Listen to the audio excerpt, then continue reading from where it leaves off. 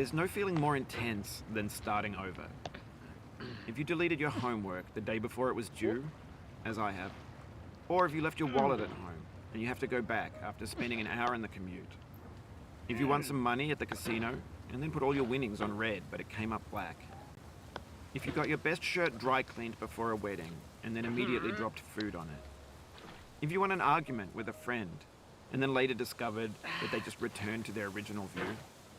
Starting over is harder than starting up. If you're not ready for that, like if you've already had a bad day, then what you're about to go through might be too much. Feel free to go away and come back. I'll be here. Alright, thanks for coming with me on this trip.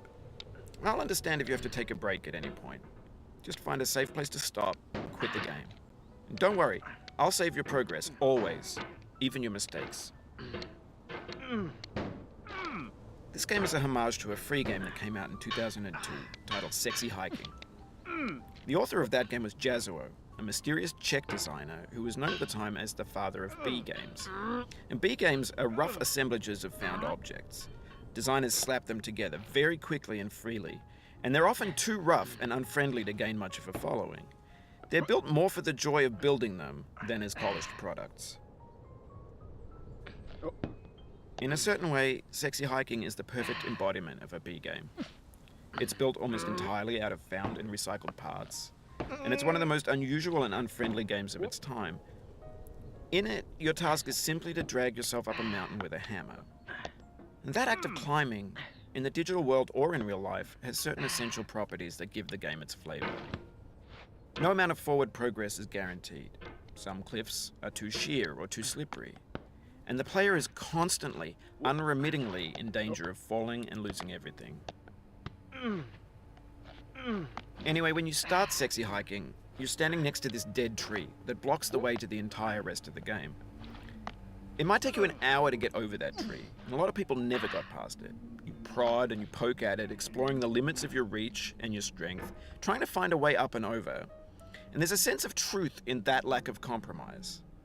Most obstacles in video game worlds are fake. You can be completely confident in your ability to get through them once you have the correct method or the correct equipment or just by spending enough time. In that sense, every pixelated obstacle in Sexy Hiking is real. The obstacles in Sexy Hiking are unyielding, and that makes the game uniquely frustrating. But I'm not sure Jazuo intended to make a frustrating game. The frustration is just essential to the act of climbing, and it's authentic to the process of building a game about climbing. A funny thing happened to me as I was building this mountain. I'd have an idea for a new obstacle, and I'd build it, test it, and it would usually turn out to be unreasonably hard. But I couldn't bring myself to make it easier. It already felt like my inability to get past the new obstacle was my fault as a player rather than as a builder. Imaginary mountains build themselves from our efforts to climb them, and it's our repeated attempts to reach the summit that turns those mountains into something real. When you're building a video game world, you're building with ideas, and that can be like working with quickset cement. You mold your ideas into a certain shape that can be played with, and in the process of playing with them, they begin to harden and set until they're immutable, like rock. And at that point, you can't change the world. Not without breaking it into pieces and starting fresh with new ideas. For years now, people have been predicting that games would soon be made out of prefabricated objects, bought in a store and assembled into a world. And for the most part, that hasn't happened, because the objects in the stores are trash. I don't mean they look bad or that they're badly made, although a lot of them are. I mean they're trash in the way that food becomes trash as soon as you put it in the sink. Things are made to be consumed and used in a certain context, and once the moment is gone, they transform into garbage. In the context of technology, those moments pass by in seconds. Over time, we've poured more and more refuse into this vast digital landfill that we call the internet. It now vastly outnumbers and outweighs the things that are fresh and untainted and unused. When everything around us is cultural trash, trash becomes the new medium, the lingua franca of the digital age. And you can build culture out of trash. But only trash culture. B games, B movies, B music, B philosophy. Maybe this is what digital culture is. A monstrous mountain of trash, the ash heap of creativity's fountain. A landfill with everything we ever thought of in it. Grand, infinite, and unsorted. There's 3D models of breakfast, Gen X's fanfic novels, Scan magazines, green screen Shia LaBeouf, banned snuff scenes on LiveLeak.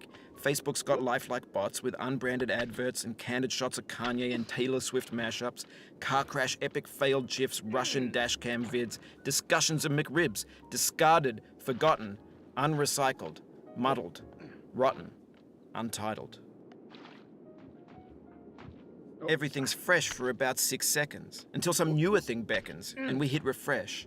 And there's years of persevering, disappearing into the pile, out of style, out of sight.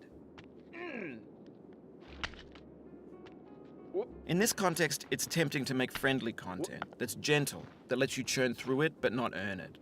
Why make something demanding if it just gets piled up in the landfill, filed in with the bland things? When games were new, they wanted a lot from you. Daunting you, taunting you, resetting and delaying you. Players played stoically. Now everyone's turned off by that. They want to burn through it quickly, a quick fix for the fickle, some tricks for the clicks of the feckless. But that's not you, you're an acrobat. You could swallow a baseball bat. Now I know, most likely you're watching this on YouTube or Twitch, while some dude with 10 million views does it for you, like a baby bird being fed chewed up food. That's culture too. But on the off chance that you're playing this, what I'm saying is, trash is disposable, but maybe it doesn't have to be approachable. What's the feeling like? Are you stressed? I guess you don't hate it if you got this far. Feeling frustrated? It's underrated. An orange is sweet, juicy fruit locked inside a bitter peel. That's not how I feel about a challenge. I only want the bitterness. It's coffee. It's grapefruit. It's licorice. It feels like we're closer now. Composer and climber, designer and user. You could have refused, but you didn't. There was something in you that was hidden, that chose to continue. It means a lot to me that you've come this far, endured this much. Every wisecrack, every insensitivity, every setback you've forgiven me is a kingly gift that you've given me. We have the same taste, you and I. It's not ambition. It's ambition's opposite. An obdurate mission to taste defeat. You'll feel bad if you win, so I put this snake in for you. Have you thought about who you are in this? Are you the man in the pot, Diogenes? Are you his hand? Are you the top of his hammer? I think not. Where your hand moves, the hammer may not follow, nor the man, nor the man's hand. In this you're his will, his intent, the embodied resolve in his uphill ascent.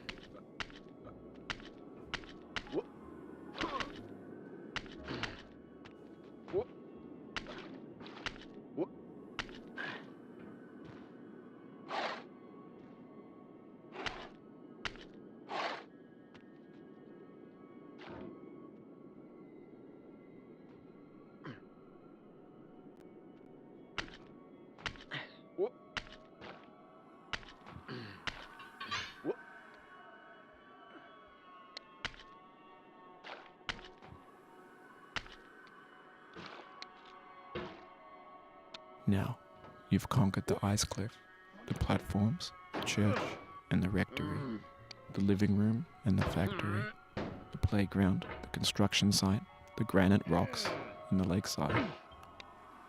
You've learned to hike. There's no way left to go but up, and in a moment I'll shut up. But let me say, I'm glad you came.